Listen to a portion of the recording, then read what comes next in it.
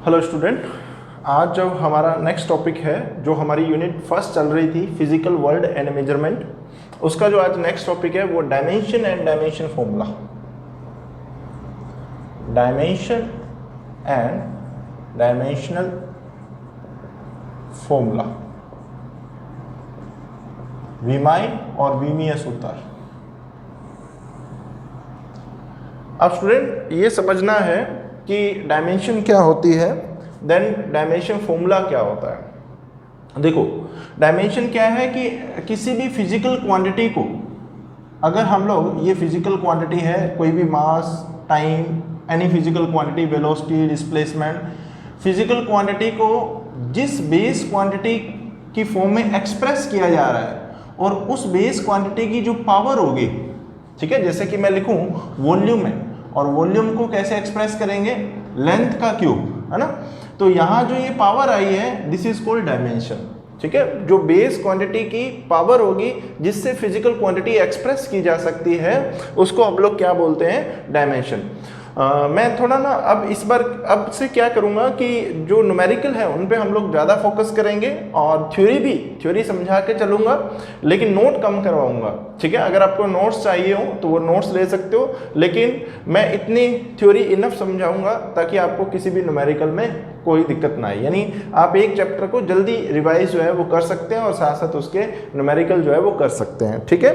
तो मैं इस तरीके से अब करवाऊँगा ताकि आपको इतना सारे कंसेप्ट एक ही जगह आ जाए और कम वीडियोस के अंदर आ जाए, और साथ में हम लोग उसको न्यूमेरिकल जो है, कोई भी न्यूमेरिकल हो, आसानी से कर सके, ठीक है। तो देखो, डायमेंशन क्या होती है, थोड़ा लिखना चाहें तो लिख सकते हैं।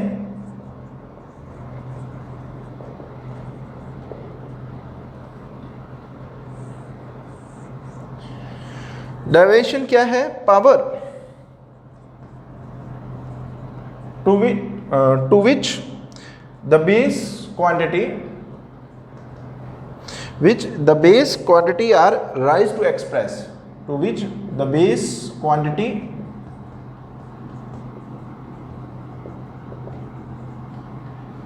are raised to express the physical quantity।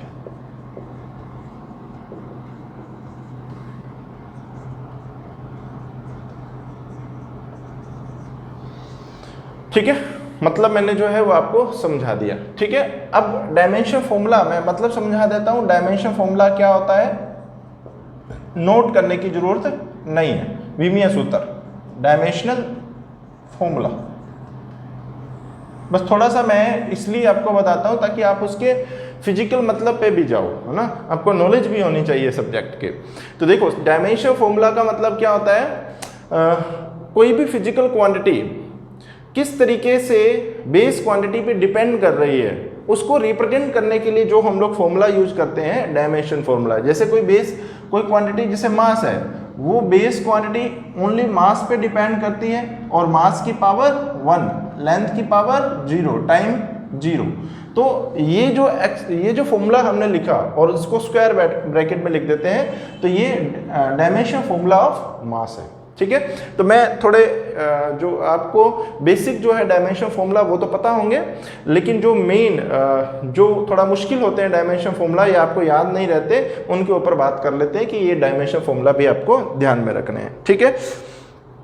जैसे कि हमारे पास प्रेशर, वर्क, ये हो जाएंगे सारे। एनर्जी डेंसिटी, ठीक है, एनर्जी डेंसिटी लिख लेते हैं। एनर्जी डेंसिटी का डायमेंशन फॉर्मूला लिखना हो, ऊर्जा घनत्व, अगर हमें इसका डायमेंशन फॉर्मूला लिखना है तो कैसे लिखेंगे, एनर्जी पर यूनिट वॉल्यूम, ठीक है।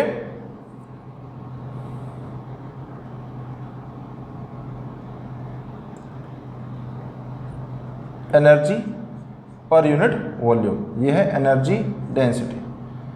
एनर्जी हो जाएगा m1 L2 T-2, ये शायद लिखने आते होंगे, इसलिए मैं इसके ऊपर ज़्यादा बात नहीं कर रहा हूँ, ठीक है। और वॉल्यूम जो है, चाहे वो 11th का स्टूडेंट है, चाहे 12th पास करके आया है, और तो फिर उसको इसके अंदर कोई दिक्कत नहीं होनी चाहिए, और पीजी वाले स्टूडेंट को जो फर्स्ट ग्रेड एनवीएस केवीएस की तैयारी कर रहे हैं, तो इसलिए मैं इनको एक्सप्लेन नहीं कर रहा हूँ। वॉल्यूम में क्या आएगा, एल क्यूब, तो यहाँ पे आ जाएगा m1 l -1 t -2। ठीक है, ये किसका फॉर्मूला है, एनर्जी डेंसिटी का। क्यों आपको ये ध्यान में रखना है, कई बार क्वेश्चन में यूं भी आता है कि कौन सी ऐसी दो फिजिकल क्वांटिटी हैं जिनका ये डायमेंशन फॉर्मूला सेम होता है। ठीक है, तो आपको ये पूछ सकता है भाई आपको इनके डायमेंशन फॉर्मूला निकालने आते होंगे, तो कोई फिजिकल क्वांटिटी दे दे तो उनके डायमेंशन फॉर्मूला आप बता सकते हैं कि वो सेम है या नहीं। ठीक है, अच्छा और देख लेते हैं, इलेक्ट्रिक फील्ड का निकालना हो, ठीक है, जैसे कि स्ट्रेस का निकालना हो, पहले स्ट्रेस देख लेते हैं। स्ट्रेस इज इक्वल टू क्या होता है, फोर्स अपॉन में एरिया। फोर्स का लिख सकते हो m1 l1 t -2, एरिया का क्या हो जाएगा L2, तो ये हो जाएगा m1 l -1 t -2। ठीक है, और अगर अपने को स्ट्रेन का निकालना है, स्ट्रेन होता है एक्चुअल में change in length upon original length. Stress यानी कि हमारे पास क्या हो गया, प्रतिबल, और स्ट्रेन यानी कि विकृति। ओरिजिनल लेंथ, विकृति किसके इक्वल होती है, लंबाई में परिवर्तन बटे में प्रारंभिक लंबाई। अगर चेंज इन लेंथ को लिखेंगे, इसकी चेंज इन लेंथ मतलब लेंथ का डिफरेंस, तो रहेगी तो वो क्या लेंथ, तो ऊपर भी L1 नीचे L1, तो ये कितना आ जाएगा m0 l0 t0, तो ये क्या होता है, डायमेंशन लेस होता है। ठीक है, नेक्स्ट हमारे पास आ जाता है मॉडुलस ऑफ इलास्टिसिटी।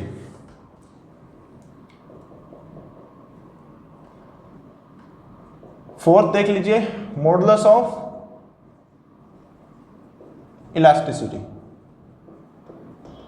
प्रत्यास्थता गुणांक, चाहे वो यंग प्रत्यास्थता गुणांक है, चाहे वो आयतन प्रत्यास्थता गुणांक है, चाहे वो अपरूपण प्रत्यास्थता गुणांक यानी यंग मॉडुलस, बल्क मॉडुलस, या शेयरिंग मॉडुलस ऑफ इलास्टिसिटी हो सकता है। ठीक है, या मॉडुलस ऑफ रिजिडिटी भी बोलते हैं उसको।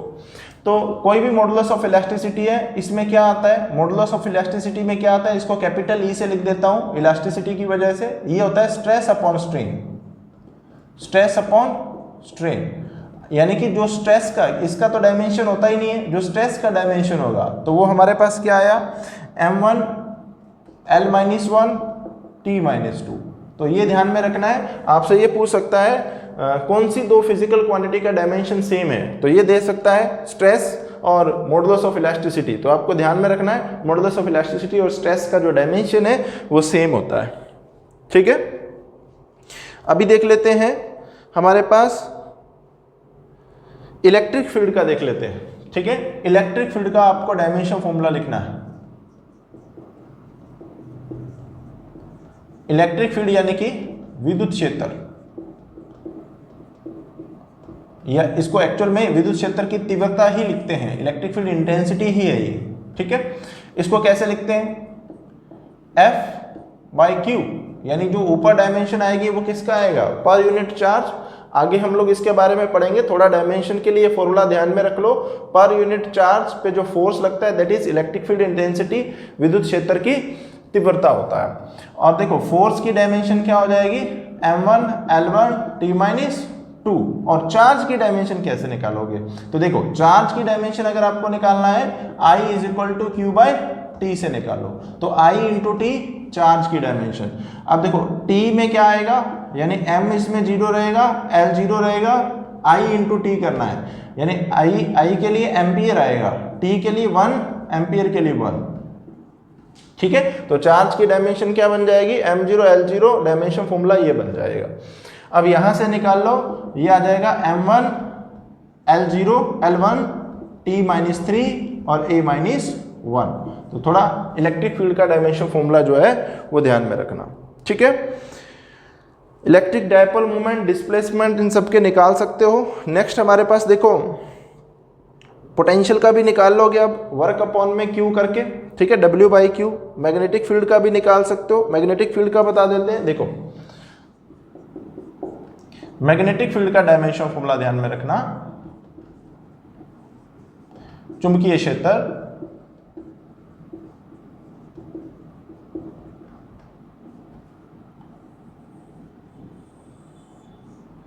मैग्नेटिक फील्ड का अगर डायमेंशन फॉर्मूला देखें स्टूडेंट, तो वो क्या होता है, देखो इसको अलग अलग फॉर्मूले से निकाल सकते हो, आप बायो सवार्ट का यूज भी करके भी निकाल सकते हो, बट ऐसे फॉर्मूले से निकालो जिसमें हमें आसानी रहे, यानी जिनके बारे में थोड़ा सा पहले से पता हो और उसकी डायमेंशन रख के हम लोग आसानी से निकाल पाए। ठीक है, जैसे कि मैग्नेटिक फील्ड है तो आप जानते हैं एक formula F is equal to, अगर कोई करंट कैरिंग वायर है और यानी कि धारावाही चालक तार है और उसमें करंट चल रही है, उसको मैग्नेटिक फील्ड में रखा है, चुंबकीय क्षेत्र के अंदर रखा है, तो उस पर जो फोर्स लगता है वो कितना होता है, ILB होता है।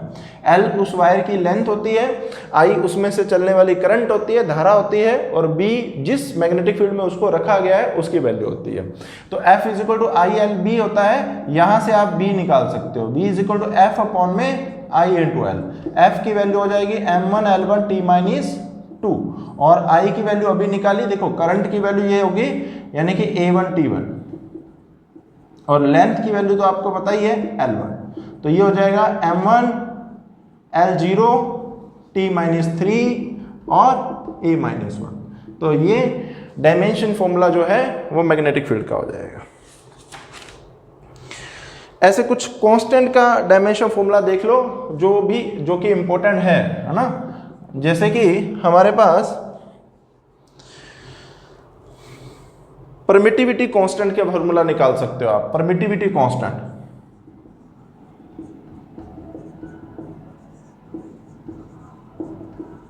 एप्सिलॉन 0 जिसको आप जानते हो, जो कि वैक्यूम की परमिटिविटी है, इसको कैसे निकालोगे, कूलम्ब फोर्स से निकालोगे।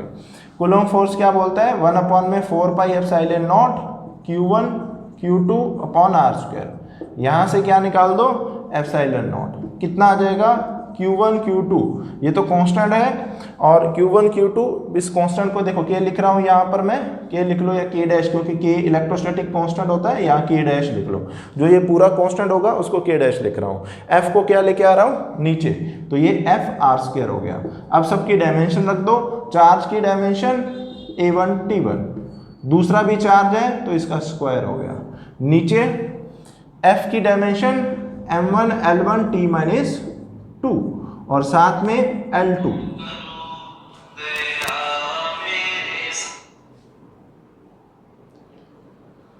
ठीक है,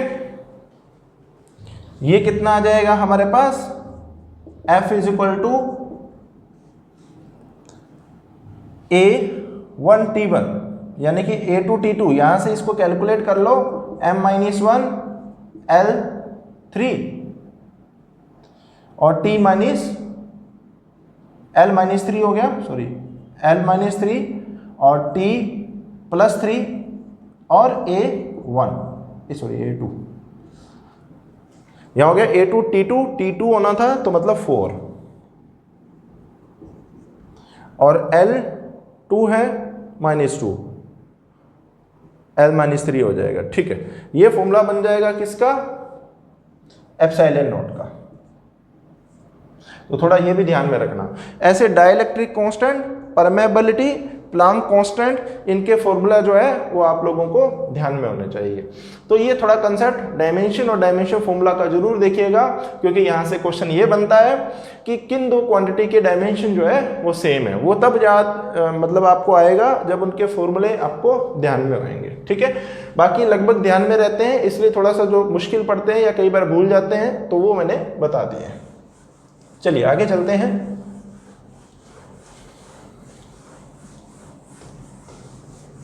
नेक्स्ट टॉपिक है स्टूडेंट हमारे पास rules of dimension. Rules of dimension, विमाओं के नियम। मतलब जब हमें विमा निकालनी होती है, डायमेंशन निकालनी होती है, तो हमारे पास क्या रूल जो है वो फॉलो होते हैं। ठीक है, वो दिखेगा। जो आपको मेन ध्यान में रखना है, पहला लॉ ये कहता है जो सेम फिजिकल क्वांटिटी होती हैं उन्हीं को ऐड या सब्सट्रैक्ट किया जा सकता है। ठीक है, पहला रूल ये कहता है ओनली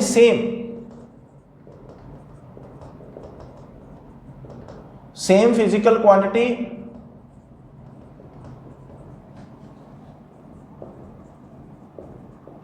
कैन ऐड और सब्सट्रैक्ट।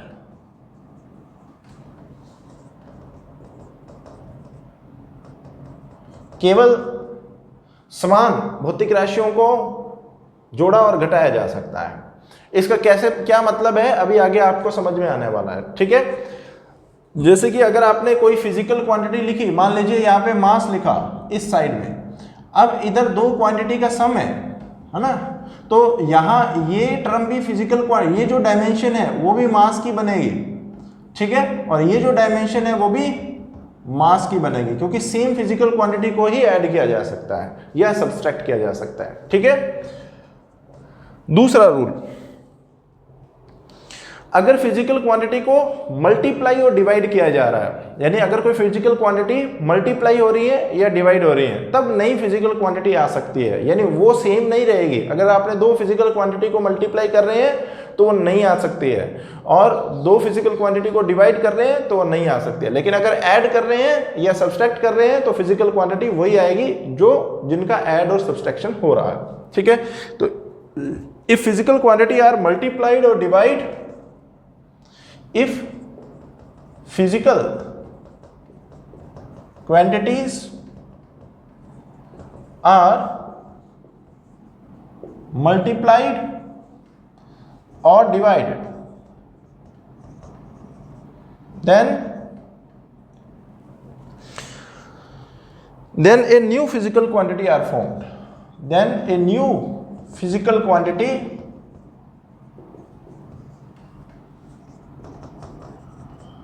ये बड़े इंपॉर्टेंट कंसेप्ट है, क्योंकि इस पे एक क्वेश्चन कंफर्म आता है, ठीक है, कोई भी एग्जाम हो। The new physical quantities are obtain, ठीक है जी। अच्छा, एक और जो सबसे इंपॉर्टेंट बात, क्या, जितने भी मैथमेटिकल कांस्टेंट होते हैं, ठीक है, जैसे कि कोई भी मैथमेटिकल कांस्टेंट हमने लिखा, ये मैथमेटिकल कांस्टेंट जो होगा वो सारे कैसे होंगे, डायमेंशनलेस, जैसे कि साइन, कॉस, ठीक है, कि कोई भी वैल्यू आ रही है वो डायमेंशनलेस, जैसे न्यूमेरिकल आएगा उसमें समझाऊंगा मैं। तो all mathematical constant are dimensionless, all mathematical constants are dimensionless, सभी गणितीय स्थिरांक विमाहीन होते हैं, ठीक है। नेक्स्ट देखिएगा, ऑल स्टैंडर्ड मैथमेटिकल क्वांटिटी और उनकी जो एक्सपोनेंट्स हैं, यानी उनके साथ में जो पावर आ रही है, जैसे कि आपने लिखा कोई मैथमेटिकल क्वांटिटी ई, इसके साथ में आ रही है 2 इंटू मास का डायमेंशन, तो ये तो पहले डायमेंशनलेस थी, ठीक है। अब ये मास फॉर्म में आ गया तो ये पूरी क्वांटिटी कैसी हो जाएगी, डायमेंशनलेस हो जाएगी, ठीक है। ये चीज ध्यान में रखना, यानी कि हमारे पास all standard mathematical function and their all mathematical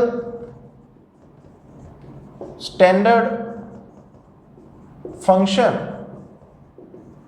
and their input exponents, logarithmic,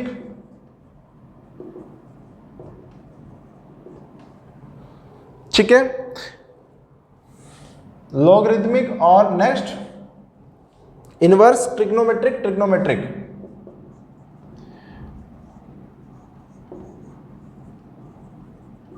inverse trigonometric, यानी ये फंक्शंस आए और उनके साथ में उनके इनपुट्स, यानी कि उनकी पावर की फॉर्म में अगर कोई फिजिकल क्वांटिटी आ रही है तो वो पूरी डायमेंशनलेस होती है। इसको कैसे लिखेंगे, देखिएगा, अब इसको हम लोग एग्जाम्पल से समझते हैं। एग्जाम्पल है, find the dimension of unknown quantities A B C in the following, find dimension of unknown quantity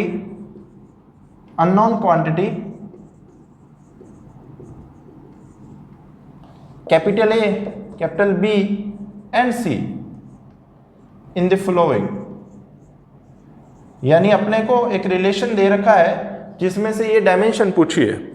क्या रिलेशन दिया है? a is equal to v into T. आपको ये पता होना चाहिए ये वेलोसिटी है, ये टाइम है, और b अपॉन में x माइनस सी ये दे रखा है। तो अब आपसे कैसे पूछेगा, ये ऐसे रिलेशन दे के आपसे पूछेगा कि बताइए ए बी सी की डायमेंशन क्या होगी।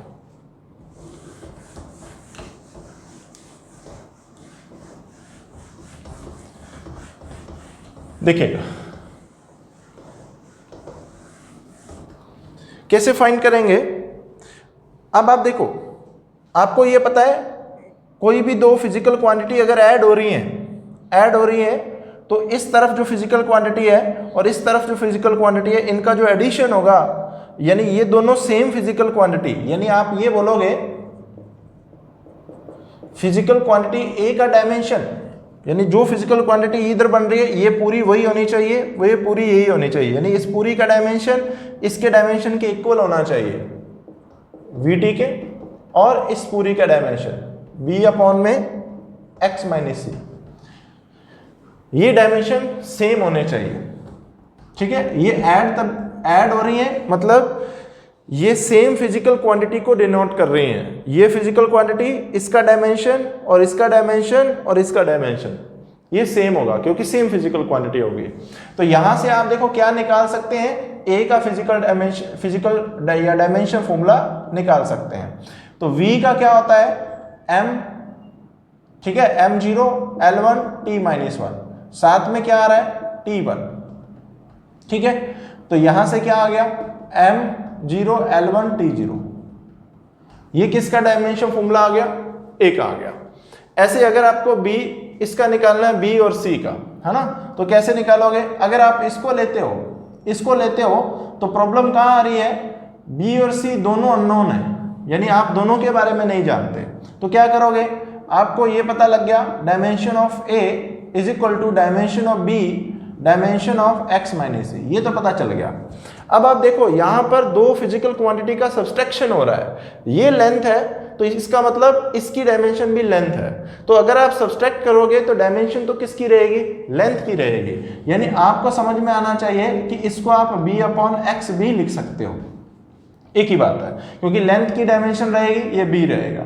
तो यहां से a की डायमेंशन हम लोग निकाल चुके हैं, m0 L1 t0 इंटू में L1, ठीक है, और साथ में क्या आ गया, ये डायमेंशन ऑफ b आ गया, यानी इसको इधर ले आओ x को, तो डायमेंशन ऑफ b क्या आ गया अपने पास, m0 L2 t0 आ गया, ये डायमेंशन ऑफ b आ गया। और c का तो आपको पता चल ही गया कि c x से सब्सट्रैक्ट हो रहा है, इसका मतलब वो लेंथ की डायमेंशन है।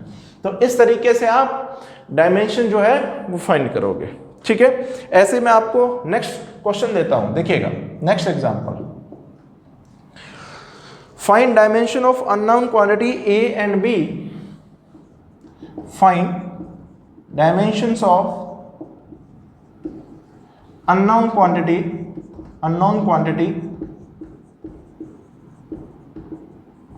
a and b। इसकी डायमेंशन निकालिए। आपको रिलेशन क्या दिया है, f is equal to a log of bx, ये दे रखा है। ठीक है, अब आपको पता है कि इधर फोर्स है, यहां दो फिजिकल क्वांटिटी का मल्टीप्लाई हो रहा है, बट ध्यान दीजिए मैंने बोला था log खुद आ जाए तो ये हमारे पास log 2 log 3 होता तो डायमेंशन लेस होता, और log के साथ में अगर फिजिकल क्वांटिटी आ रही है तो ये पूरी क्वांटिटी क्या आएगी, डायमेंशन लेस होएगी। यानी हमारे पास इतना पता चला सबसे पहले, log bx इसका डायमेंशन, ये डायमेंशन लेस होगी। ठीक है, ये तो पहले से डायमेंशन लेस होता है, इसका मतलब ये दोनों का मल्टीप्लाई है, तो ये हमें क्या बताएगा कि जो bx है वो डायमेंशन लेस है। ठीक है, तो b इंटू एक्स लिख लो इसको, x का डायमेंशन क्या होता है, लेंथ, तो m0 L0 t0, यहां से आप क्या करो, b का डायमेंशन निकाल लो, तो ये आ जाएगा m0 L-1 t0। समझ में आ रही होगी मेरी बात। ये डायमेंशन लेस है तो ये भी डायमेंशन लेस होगा, ये भी डायमेंशन लेस है तो ये b इंटू एल, एक्स की डायमेंशन L1 होती है, उसको उधर ले जाना m0 L-1 T0 आ जाए। तो ये किसकी आ गई? b की डायमेंशन। यहां से आप किसकी निकालो अब? a की डायमेंशन।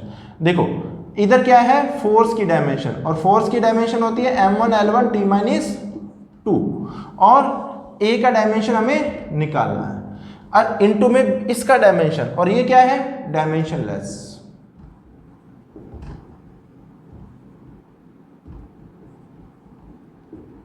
ठीक है, तो इसका मतलब ये डायमेंशन है ही नहीं, कुछ इधर जाएगा ही नहीं, तो जो a की डायमेंशन होगी वो क्या होगी? जो फोर्स की डायमेंशन है। तो dimension of a is equal to m1 L1 T-2, ये आ जाएगा। ठीक है, अब देखिएगा next,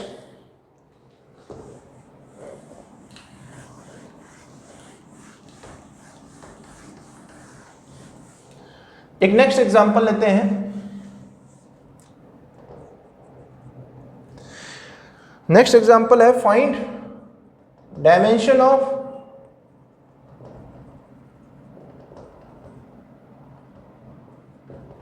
E and B।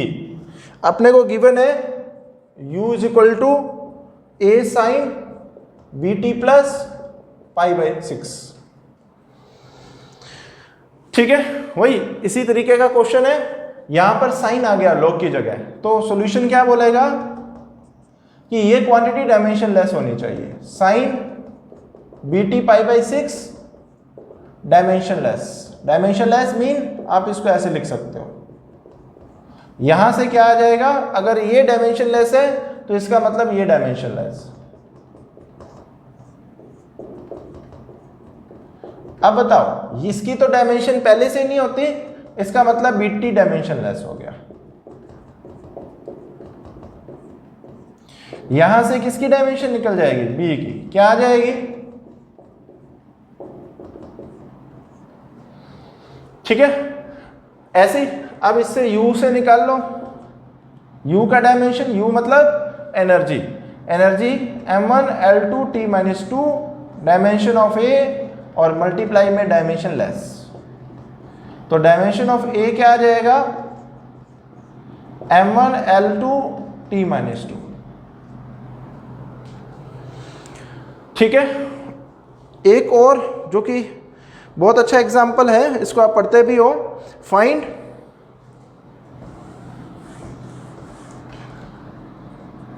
Gases equation आपने देखी है। Find ratio of dimension A dimension B, इसका रेशियो निकालना है। गिवन क्या है आपको? गैसेस इक्वेशन गिवन है, Van der Waals gas equation, P plus A/V² V minus B equal to RT। This is Van der Waals gas equation.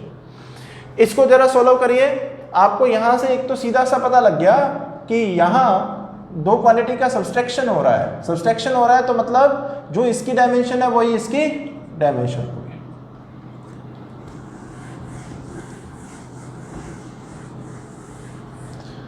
देखो ध्यान से, यानी कि V dimension of V is equal to dimension of B, और डायमेंशन ऑफ V कितना होता है? m0 L3 T0, क्योंकि ये क्या है? वॉल्यूम है।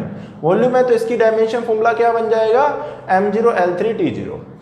अब आप इसको देखिए, यहां पर दो क्वांटिटी का एडिशन हो रहा है, ये प्रेशर है तो ये फिर प्रेशर का ही डायमेंशन होना चाहिए। ठीक है, then P plus dimension of P dimension of A/V²। यहां से क्या आएगा? डायमेंशन ऑफ प्रेशर, प्रेशर का dimension, dimension of force upon में डायमेंशन ऑफ एरिया, और ये डायमेंशन ऑफ A अपॉन में डायमेंशन ऑफ V²।